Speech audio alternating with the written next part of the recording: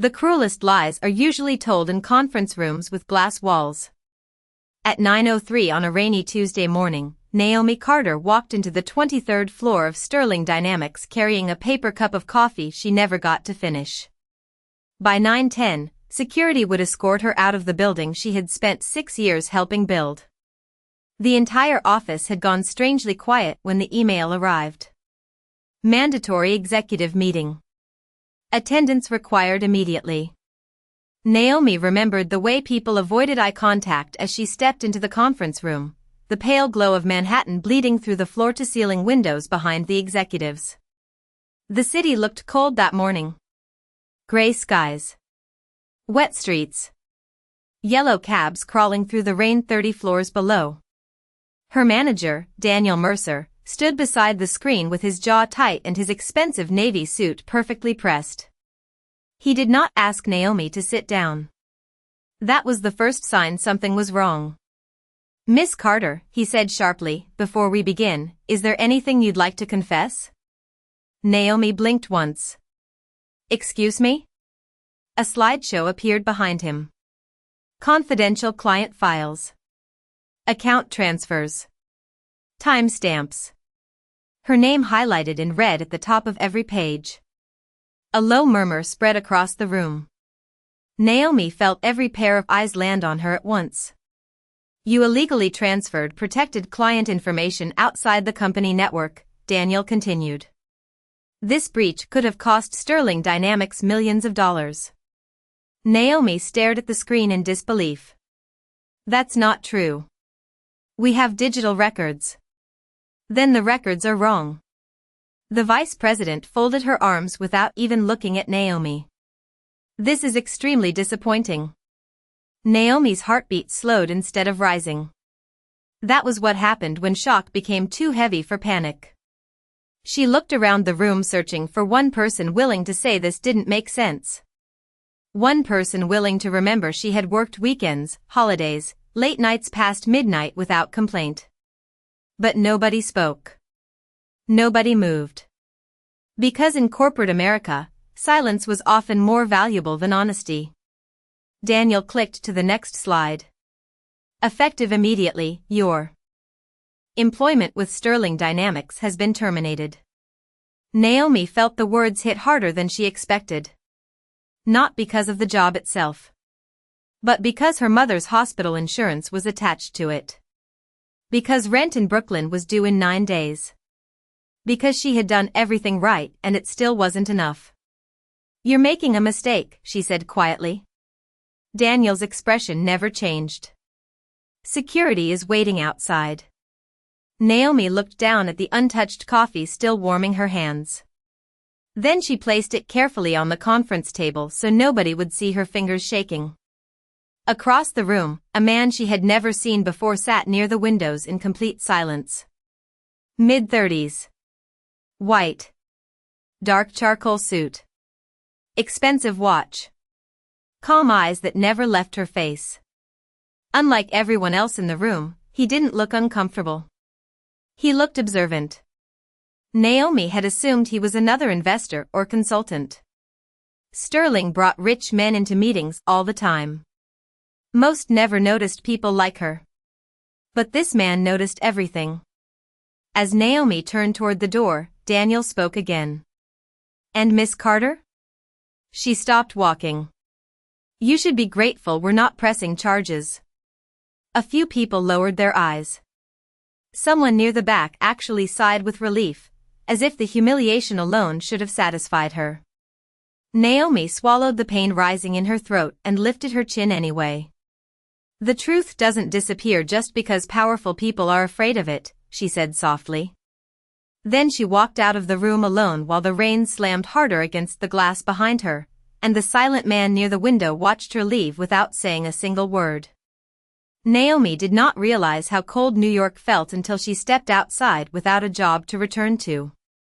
The rain had become heavier by the time the revolving doors closed behind her, turning the sidewalks into mirrors of gray light and blurred headlights. People rushed past her beneath black umbrellas, too busy to notice the woman standing still under the massive steel logo of Sterling Dynamics while her entire life quietly collapsed inside her chest. Security had walked her downstairs without saying much. One guard had actually looked embarrassed. The other kept checking his watch like he wanted the moment over as quickly as possible. Naomi did not blame them. In buildings like this, people learned early that survival mattered more than courage. She tightened her coat against the wind and reached into her purse for her phone. 3 missed calls from the hospital. Her stomach tightened immediately. She called back before she could even think. "Miss Carter," the receptionist said gently, "we just wanted to confirm your mother's insurance information for next week's treatment." Naomi closed her eyes. For 1 second, the noise of the city disappeared completely. "I will call you back," she whispered. Her voice almost cracked on the last word, but she forced it steady before hanging up. She stood there for another moment staring at the traffic sliding through rainwater while people around her continued living their normal lives. Nobody could see that a woman's future had just been ripped away 10 minutes earlier inside a glass conference room 30 floors above them. Then the building doors opened again behind her. Naomi did not turn around immediately. She assumed it was another employee rushing toward a taxi. But a calm male voice stopped beside her. "You never defended yourself the way guilty people usually do." She looked up slowly. It was the same man from the conference room. The silent observer near the windows. Up close, he looked even more out of place than before. Expensive wool coat. Dark leather gloves. The kind of quiet confidence that usually belonged to men who had never once worried about rent or hospital bills. Rain dotted his shoulders, but he did not seem to notice the weather at all. Naomi gave a tired laugh without humor. "Does it matter now?" The man studied her carefully before answering. "Sometimes the truth matters long after people stop caring about it." Naomi shook her head. "That sounds nice coming from someone who still has a badge that opens the front door." For the first time, the corner of his mouth moved slightly, almost like he respected the answer. Cars hissed through puddles nearby while cold winds swept between the buildings. He glanced toward the crowded avenue before speaking again. "Did you actually do it?" Most people would have heard suspicion in the question. Naomi heard something else. Precision. Calm. Like he genuinely wanted the answer. She looked directly into his eyes. "No," she said quietly. But nobody powerful cared enough to ask. The silence that followed felt strangely heavy.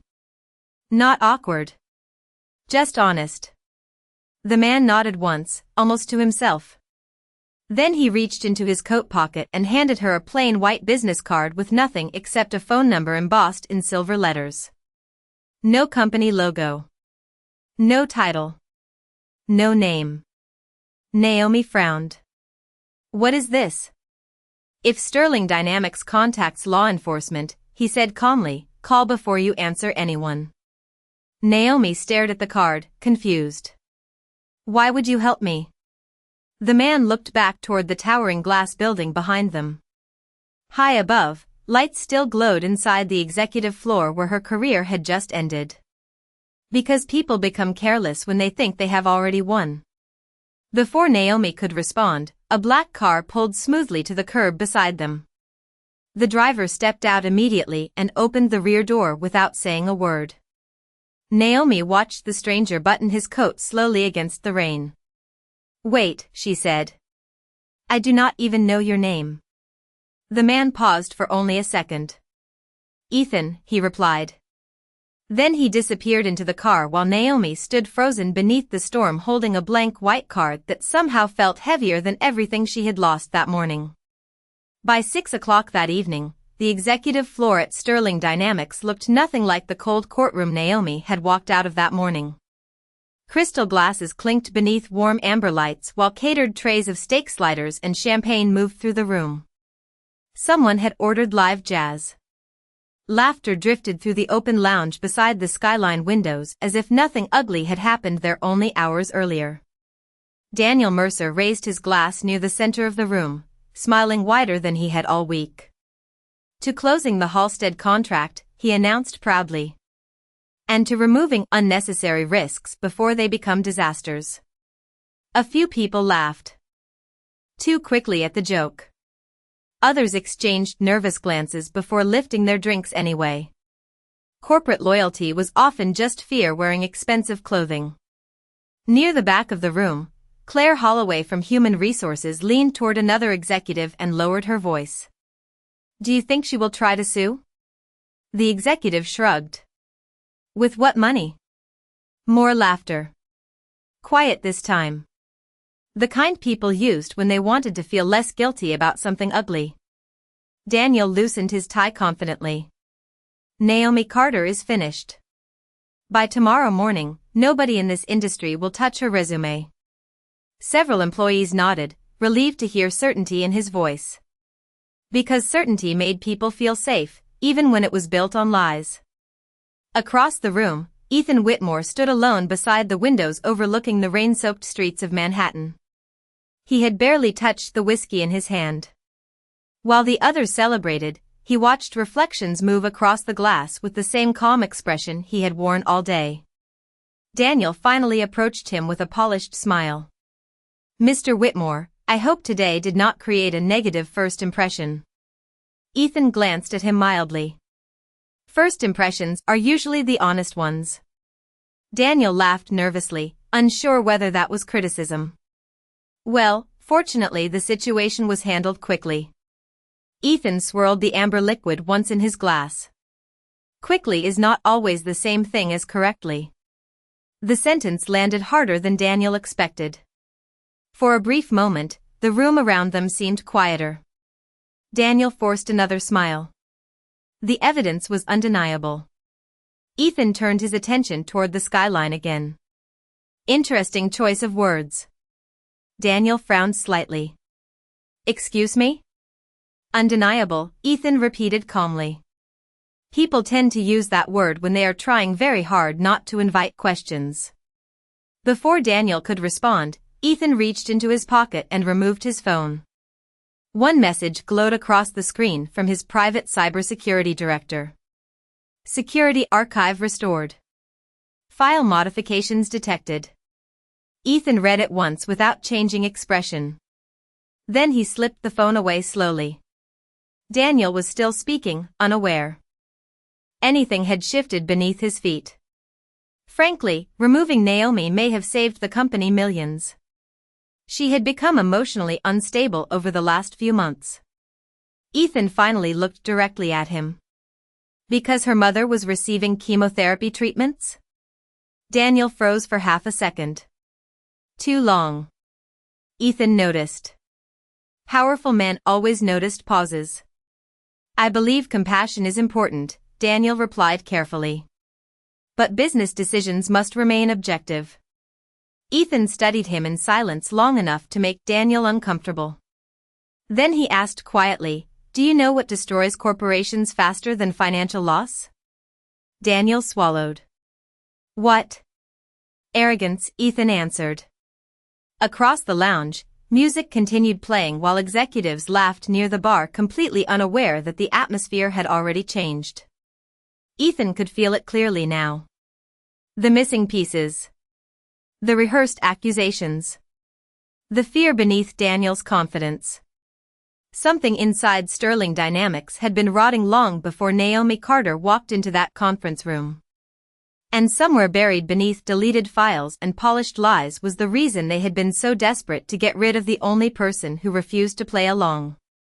Ethan set his untouched whiskey on a nearby table.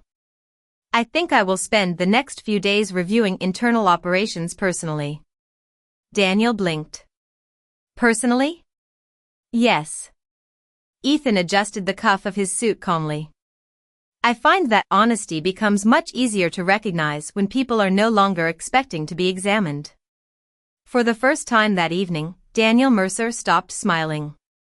At 2:13 in the morning, most of Manhattan was asleep beneath a curtain of fog and rain, but the executive offices at Sterling Dynamics were still glowing high above Lexington Avenue.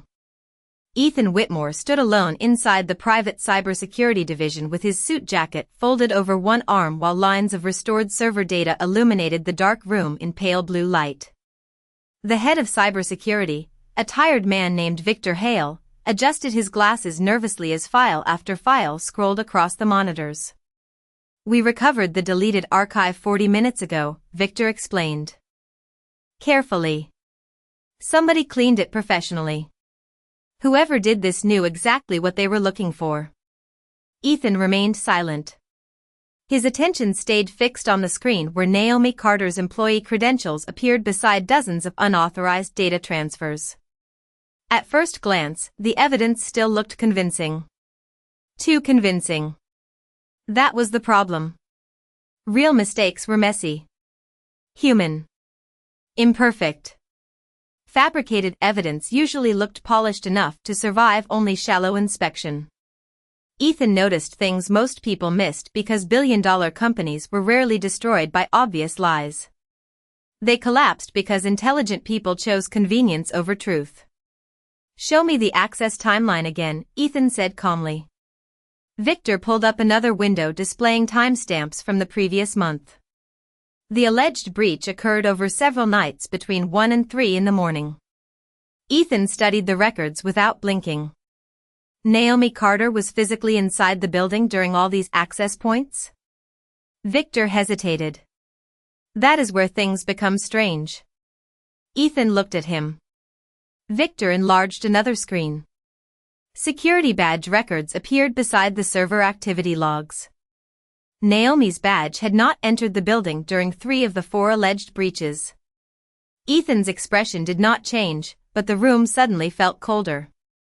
So either she remotely hacked a secure internal system from outside the company network, Ethan said quietly, or someone wanted it to appear that way.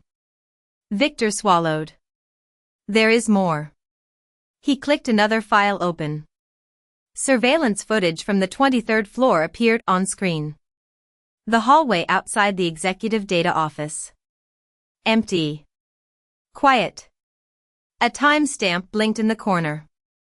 2:13 a.m. Ethan watched carefully as a shadow crossed the frame near the server room entrance.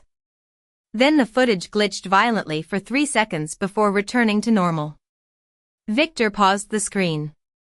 That corruption was manually inserted. Ethan stepped closer. Can it be restored? Partially. Victor adjusted the image frame by frame until a reflection appeared briefly in the polished glass wall beside the hallway. Not Naomi. A man.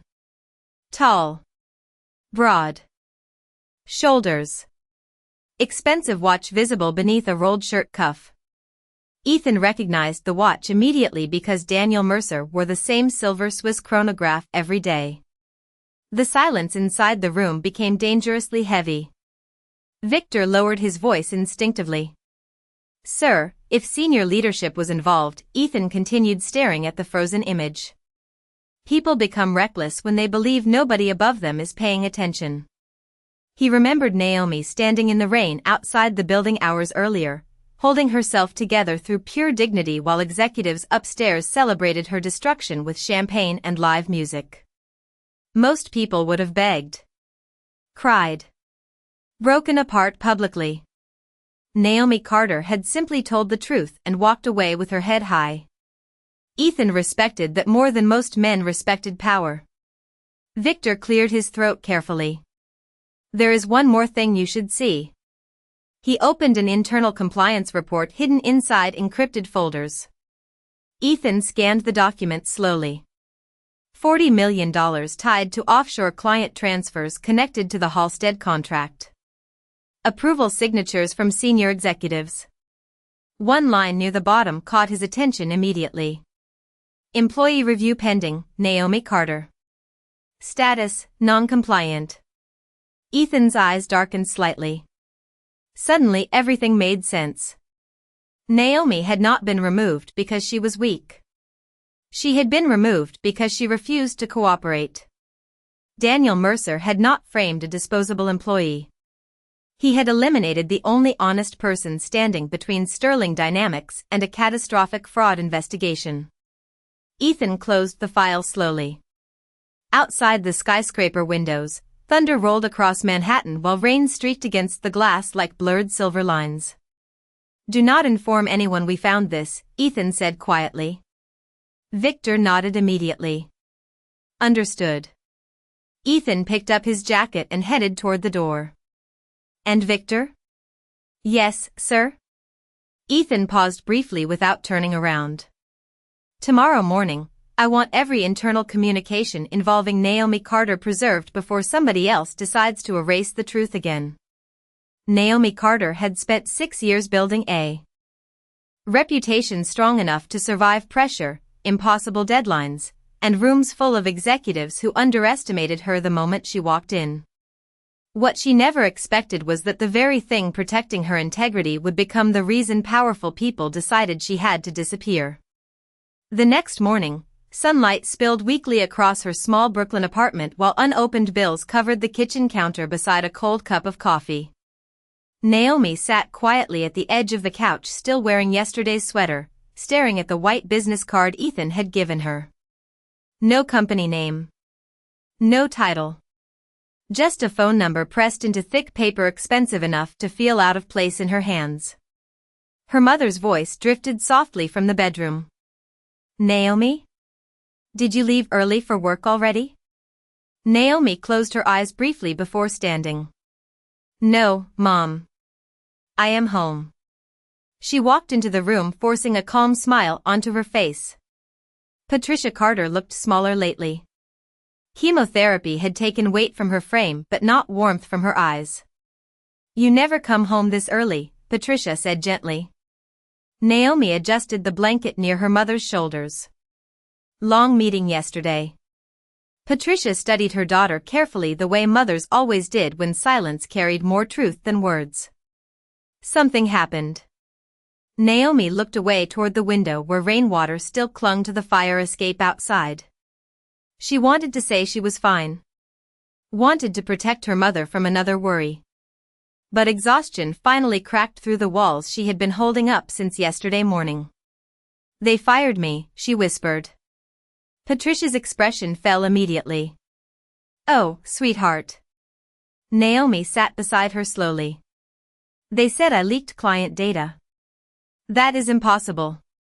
Naomi laughed quietly without humor. "Apparently not impossible enough." Patricia reached for her hand. "You have always done the right thing. Even when it cost you." The sentence lingered heavily in the room because both of them knew exactly what she meant. 3 months earlier, Naomi had been invited into a private executive meeting regarding the Halstead expansion contract, a deal rumored to be worth over $40 million. Daniel Mercer himself had presented revised client acquisition numbers that looked unusually inflated. Naomi remembered the exact moment she realized something was wrong. Entire customer demographics had been manipulated to secure federal approval for offshore transfers. Illegal transfers. The kind that destroyed companies once investigators started asking questions. After the meeting ended, Daniel had stopped her near the elevator with a polished smile that never reached his eyes. "You understand how important discretion is at your level," he had told her calmly. Naomi remembered holding the file tightly against her chest. "The numbers are falsified." Daniel's expression hardened almost instantly. "The numbers are adjusted. It is fraud. It is business." Naomi had refused to sign the compliance authorization forms that night despite pressure from 3 executives above her. The following week, invitations stopped arriving to meetings she once led. Conversations ended when she entered rooms. Access permissions changed without explanation. Somebody even removed her from a leadership presentation she had spent months preparing. At the time, Naomi told herself she could survive office politics as long as she kept her integrity. She had not realized integrity was exactly what made her dangerous. Back in the apartment, Patricia squeezed her hand softly. "You did not lose your job because you failed," she said quietly. "You lost it because somebody was afraid of you." Naomi lowered her eyes. Across the room, her phone suddenly vibrated against the coffee table. Unknown number. For 1 second, neither woman moved. Then Naomi slowly picked up the phone while her heartbeat tightened in her chest. A calm male voice answered the moment she accepted the call. "Miss Carter," Ethan Whitmore said evenly. "I believe we need to talk about why your company worked so hard to destroy you." Naomi almost did not go.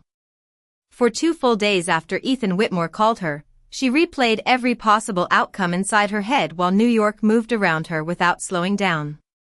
People still filled coffee shops. Subways still screamed beneath the streets. Sterling Dynamics still stood, shining over Manhattan as if nothing rotten existed behind its glass walls. But everything had changed for Naomi the moment Ethan quietly told her, "I can prove they lied."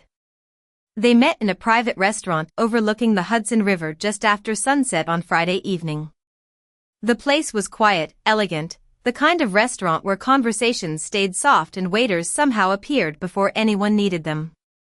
Naomi almost turned around when she saw Ethan already seated near the windows in a charcoal suit, reviewing documents beneath warm amber lighting. Men like him belonged to worlds people like her only entered for meetings or service jobs. But Ethan stood the moment she approached the table, pulling her chair out himself before she could object. The gesture surprised her more than it should have. Most executives never noticed whether she sat down at all. "Thank you for coming," he said calmly. Naomi kept her coat on. "You said you had proof." Ethan slid a thin folder across the table without dramatics. "Your employee credentials were copied internally. Security footage was altered. Compliance reports were buried." Naomi stared at the documents without touching them. Her throat tightened slowly as she recognized her own reports from months earlier. The same warnings executives ignored. The same signatures she refused to approve.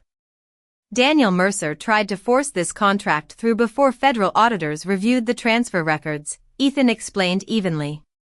"You became a problem when you refused to sign." Naomi finally looked up at him. "So they destroyed me first?" Ethan held her gaze. "Yes." The honesty in his voice almost hurt more than the lie itself. Naomi looked down toward the city lights reflecting across the river outside.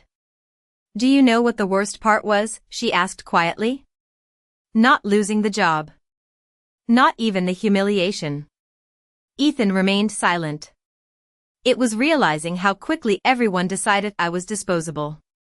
Ethan leaned back slightly, studying her with the same careful calm he always carried. "People protect power before they protect truth," he said. "Especially inside corporations." Naomi gave a tired smile. "You say that like you know from experience." A faint shadow crossed Ethan's expression. "I built companies by learning exactly what fear makes people willing to do." For a moment, neither of them spoke. Soft piano music drifted through the restaurant while candlelight flickered against crystal glasses around them. Naomi noticed Ethan never once checked his phone despite it vibrating twice beside his plate. Powerful men usually treated attention like currency. Ethan gave her his fully. "Why are you helping me?" she finally asked. Ethan looked toward the skyline briefly before answering. "Because your file was not the first dishonest thing I found inside Sterling Dynamics." Naomi frowned slightly. "You own the company, do not you?" Ethan did not answer immediately. That silence became answer enough. Naomi leaned back slowly, stunned. "You were in that conference room because you were investigating them." "I was evaluating whether the acquisition was worth finalizing," Ethan said calmly. "After watching what happened to you, the decision became more complicated." Naomi looked at him carefully now. Everything suddenly made sense. The silence. The confidence. The way executives reacted around him. Ethan Whitmore was not another consultant. He was the billionaire whose name appeared on financial magazines and business networks every month. The man famous for rebuilding dying companies and quietly destroying corrupt executives without ever raising his voice. "So what happens now?" Naomi asked softly. Ethan reached for a black envelope resting beside the folder and placed it gently in front of her. Gold lettering shimmered across the surface beneath the restaurant lights. Sterling Foundation Winter Gala. Naomi looked confused. What is this? Ethan's expression remained calm. An invitation. To what? Ethan folded his hands slowly. To the night everyone who betrayed you learns they should have been far more careful. The Sterling Foundation Winter Gala was the kind of event designed to remind powerful people how important they believed they were. Crystal chandeliers glowed above a ballroom wrapped in gold and black silk while photographers crowded near the marble entrance waiting for executives, investors, and political donors to arrive beneath flashes of white light. Luxury cars lined the curb outside the Manhattan Grand Regent Hotel as women in designer gowns and men in custom tuxedos stepped onto the red carpet smiling like their lives had never known consequences. Inside the ballroom, Daniel Mercer adjusted the cuff of his tuxedo while scanning the growing crowd with visible confidence. The past week had unsettled him, but tonight finally felt normal again. Sterling Dynamics was about to announce the finalized acquisition deal under Ethan Whitmore's ownership, and Daniel planned to position himself as one of the company's future leaders. Relax, Claire Holloway whispered beside him while accepting a glass of champagne from a passing server. If Ethan suspected anything serious, we would already know. Daniel forced a smile. I just do not like surprises. Across the ballroom, massive digital screens displayed the Sterling Foundation logo while a string quartet played softly beneath the sound of polite conversation and clinking glasses. Investors laughed near the bar. Reporters prepared cameras near the stage. Everything looked perfect. That was what made powerful people dangerous. They learned how to decorate corruption until it resembled success. Then the ballroom doors opened again. Conversations slowed almost instantly. Naomi Carter stepped inside wearing a long black gown that moved elegantly beneath the chandelier light without trying too hard to impress anyone. She wore no diamonds except small silver earrings and a thin bracelet around her wrist. Her hair rested softly against her shoulders, and her expression remained calm despite every eye in the room suddenly turning toward her. Daniel's face lost all color. Claire nearly dropped her champagne glass. That is impossible, she whispered. Naomi ignored the whispers rising around the ballroom while cameras immediately began turning toward her. People recognized her. The woman publicly humiliated and fired from Sterling Dynamics less than 2 weeks earlier. The same woman who was never supposed to appear near this company again. But what stunned the room most was not Naomi's presence. It was Ethan Whitmore crossing the ballroom directly toward her. Conversations died completely as the billionaire approached with calm confidence beneath the crystal lights. Ethan stopped in front of Naomi and offered his arm without hesitation. You came, he said quietly. Naomi met his gaze steadily. You said the truth deserved witnesses. For the first time all evening, a faint smile touched Ethan's face. It does. Then, in front of executives, investors, reporters, and half of Manhattan's elite business circle, Ethan Whitmore escorted Naomi Carter across the ballroom himself. The silence surrounding them became suffocating. Daniel could physically feel control slipping away beneath his feet. Reporters immediately began whispering questions to each other while camera flashes exploded across the room. Why is she here? Did not Sterling accuse her of fraud? Why is Whitmore with her? Near the stage, Daniel finally forced himself forward. Mr. Whitmore, he said carefully, trying to maintain composure. I believe there may be some confusion regarding tonight's guest list. Ethan looked at him calmly. There is no confusion. Daniel glanced briefly at Naomi before lowering his voice. Sir, this woman was terminated for serious misconduct. Naomi remained silent. She did not defend herself. She did not react emotionally. That frightened Daniel more than anger would have. Ethan adjusted the sleeve of his tuxedo slowly. Yes, he said evenly. I am aware of the accusation. Relief flickered briefly across Daniel's face. Then Ethan continued. That is precisely why I invited her. The words landed like ice water through the ballroom. Claire's hand tightened visibly around her glass while several executives exchanged alarmed looks. Daniel forced another smile that no longer looked convincing. I am not sure this is the appropriate setting for, actually, Ethan interrupted calmly, I believe this is the perfect setting. At that exact moment, the ballroom lights dimmed slightly as the giant screens behind the stage flickered to life. The ballroom became so quiet that the soft hum of the projection screen sounded louder than the orchestra had moments earlier. Hundreds of wealthy guests turned toward the massive displays as Ethan Whitmore stepped onto the stage with the calm control of a man who never needed to raise his voice to command a room.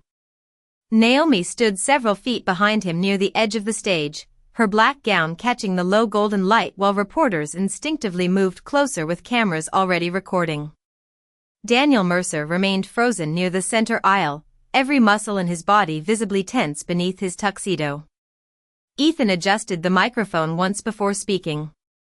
3 weeks ago, he said evenly, Sterling Dynamics publicly accused one of its employees of corporate fraud. His voice carried effortlessly through the ballroom. No anger. No theatrics. Somehow that made it more dangerous. The company claimed it had overwhelming evidence.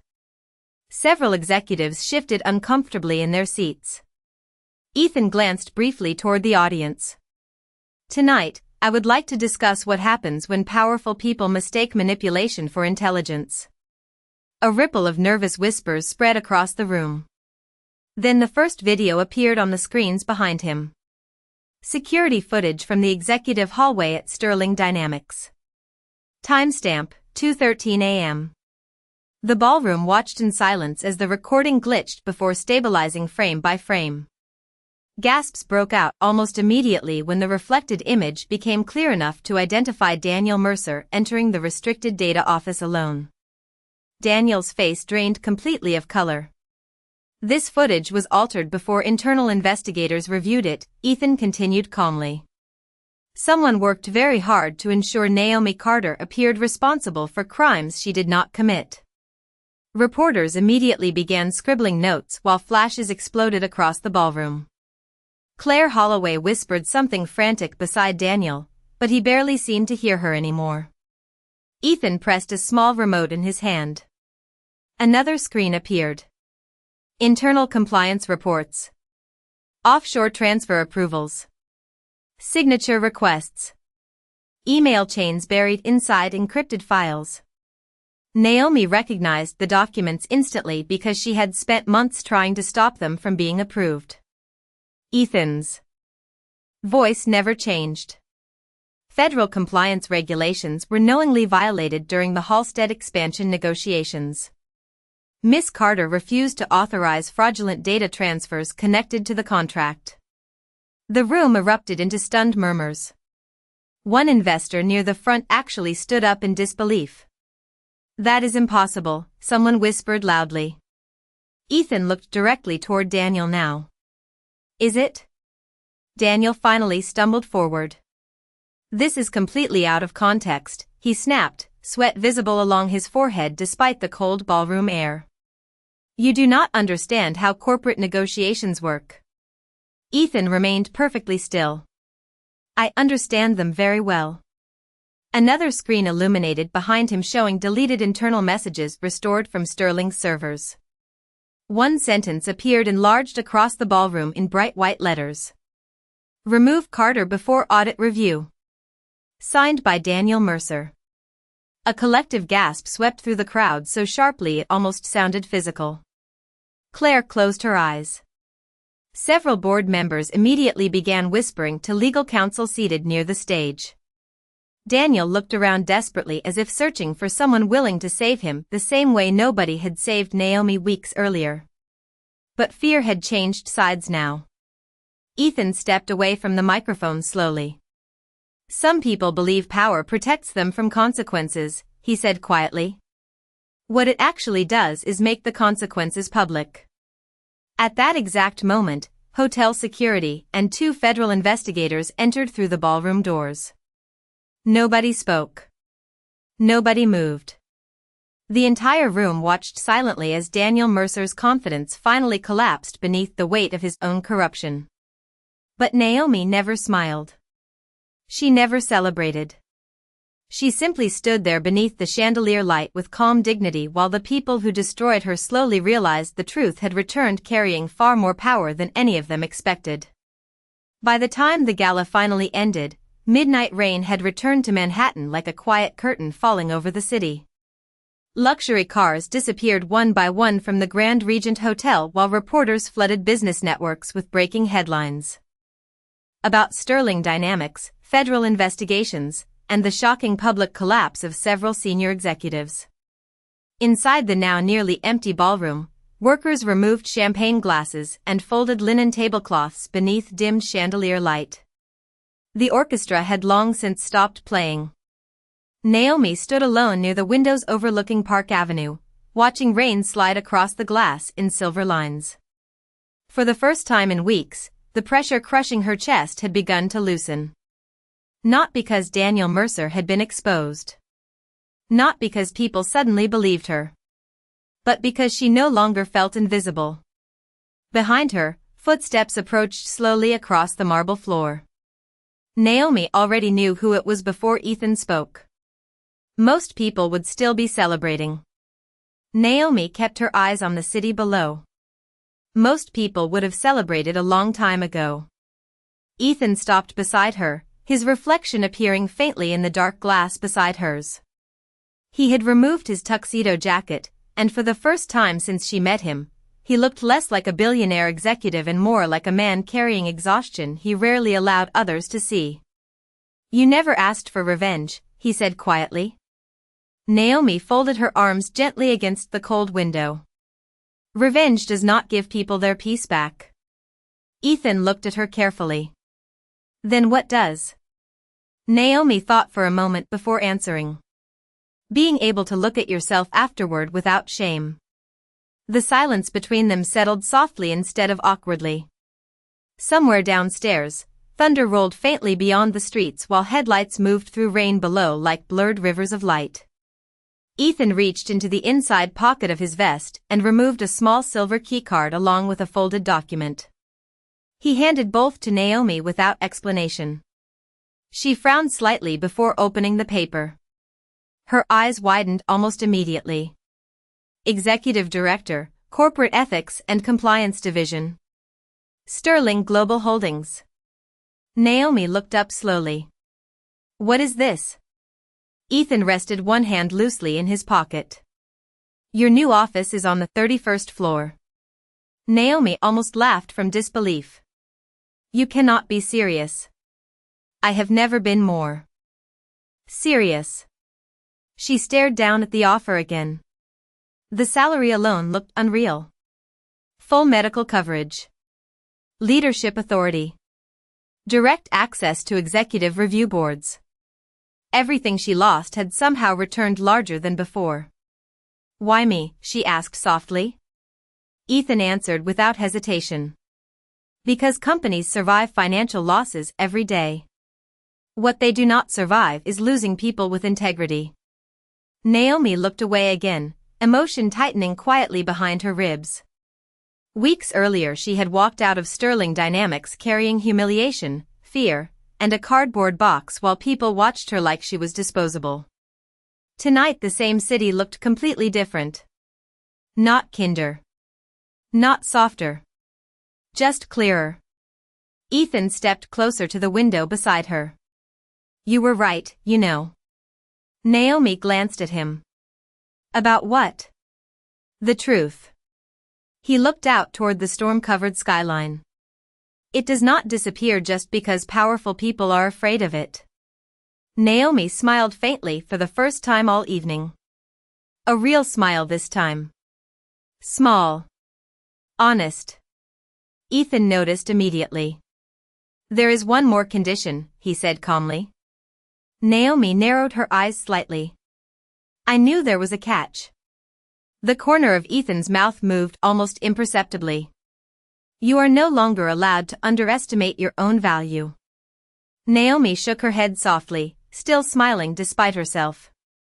Outside, rain continued washing over Manhattan while the lights of the city reflected endlessly across the dark glass around them. For the first time in a very long time, Naomi Carter no longer looked like a woman who had lost everything. She looked like someone standing at the beginning of an entirely new life.